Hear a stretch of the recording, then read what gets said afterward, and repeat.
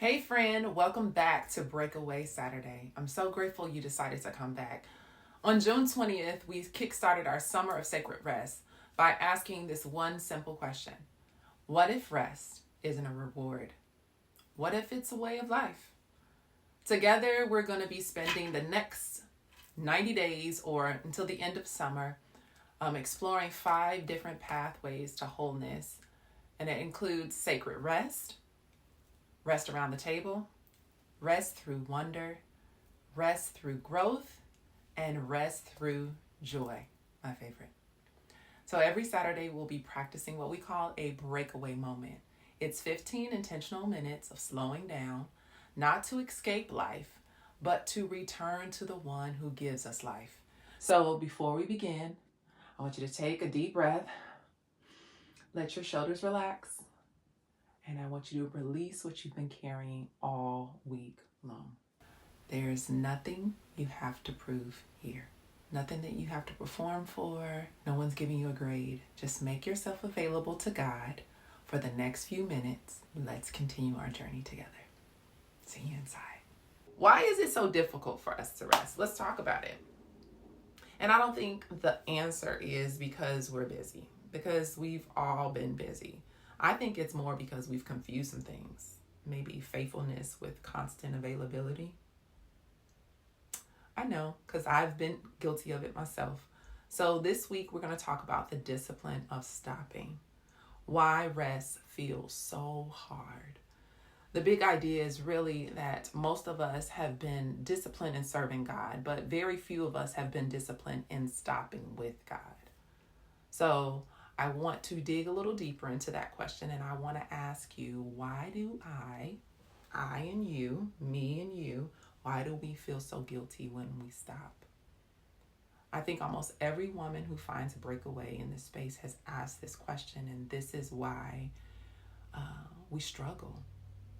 So last week, I want to celebrate everybody for finishing week 1, but how many of us realize that stopping is actually harder than working? I know I did. It was so challenging.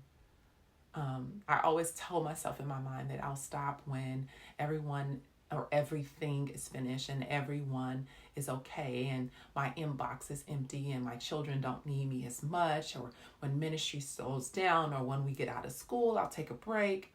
But the actual truth is that day never actually comes.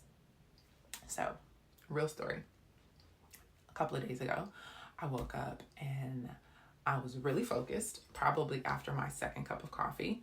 I was so focused. I was getting one kid on task with, all his college to-do things. He's getting ready to go to college, so I'm really excited for him. So his checklists and to-dos and making sure he has a Sharpie and he's going through his book and he's checking off all the things. And then the other kid, I'm getting her situated with her new interest. She's going into volleyball and we're getting ready to transition her into a different school. And so I'm making phone calls and I'm getting things ready for the fall and, all the things. Then I decide this genius idea that I'm going to make pizza night again with the family. So I'm going to make pizza dough by scratch. So that means, but before I can do that, I've got to super clean the kitchen.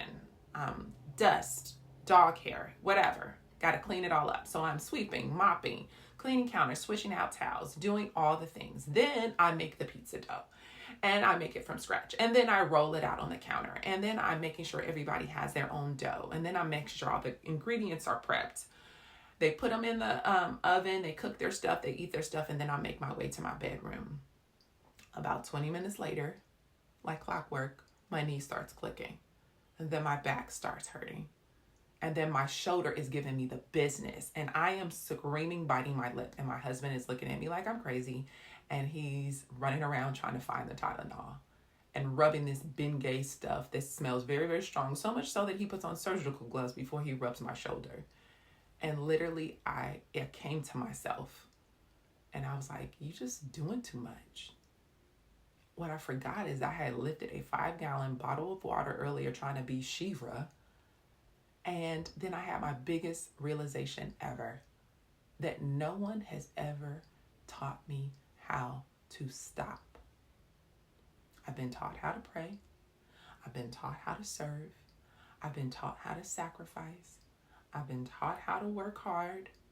I've been taught to be faithful. But honestly, I don't remember anyone teaching me that stopping is a part of discipleship. Unheard of.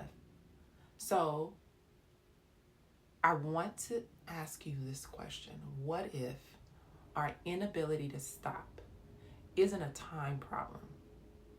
What if it's a trust problem? But don't answer it. Don't answer it. Nope. Just let it sit. Let it marinate. This week's practice, I want you to take a breakaway moment, and I'm going to change something slightly. Normally it's gratitude, presence, and consistency, but I'm going to add reflection. Or what am I afraid will happen if I stop? I think you'll discover that you'll say something like, I'll disappoint people, I'll lose momentum, they'll think I'm lazy, everything is dependent on me. And then we'll start to uncover the real beliefs behind this challenge, this issue. I want you to take one intentional pause this week, not because you earned it, but because you are intentionally practicing trust. So your breakaway moment, you're going to have 5 minutes of gratitude, 5 minutes of presence, 5 minutes of reflection on that question. What am I afraid will happen if I stop? And then I want you to release that fear to God. All right, friends. You don't have to earn permission to breathe. You don't have to apologize for slowing down. Rest isn't an absence of faithfulness. Sometimes it's the deepest expression of it. So looking ahead to next week, we're going to be talking about what Jesus actually meant when he said, come to me. Because I don't think people even realize the symptoms or recognize them, that they don't typically stop until they're running on empty. Friend, thank you for sharing this breakaway moment with me today. As we move through this week, I want you to leave with our focus question. I don't want you to answer or rush to answer it. I want you to pray through it. I want you to journal about it. I want you to sit with it. You might be surprised what God reveals. And remember, the goal is not perfection, it's presence. So if this conversation encouraged you, I hope that you will share it with someone who needs a release to know that they can slow down. But I really want to get to the heart of what Jesus really meant when he said, come to me. Until then, I want you to practice your breakaway moment. Remember, it's 5 minutes of gratitude, 5 minutes of presence, and 5 minutes of reflecting on God's faithfulness and looking ahead with great expectation. I'm praying for you.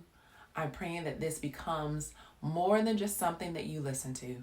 I pray that it becomes a rhythm that transforms your way of life. I love you. See you next time.